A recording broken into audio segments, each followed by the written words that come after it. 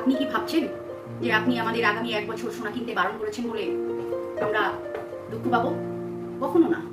কারণ আমরা আগামী 1 বছর কেন, আগামী 100 বছরেও একটা টুকরো সোনা কিনতে পারবো না। কারণ আমরা চরম লেভেলের গরিব। যে রাজ্যের বাসিন্দারা সামান্য ইলিশ মাছ, আমাদের প্রিয় ইলিশ মাছ আমরা কিনে খেতে পারি না, বাজারেই আসে না, আমরা সোনা কি করে কিনবো? গত 15 বছর ধরে একটা সোনা কিনি না। আর এই যা বিভৎস গরম, সোনাটা আমরা পরবো কোথায়? কান ফাঁকা, গরমে পড়তে পারছি না। এটা পড়তে বাধ্য তাই পড়ে রয়েছি, পড়তে বাধ্য তাই পড়ে রয়েছি। সোনা কিনে করবো কি? শুধু লকারে জমিয়ে রাখবো? ডোন্ট ওয়ারি, আমরা কিছুতেই সোনা কিনবো না। আমাদের কেনার ক্ষমতাই নাই, আমরা পয়সা কোথায় পাবো?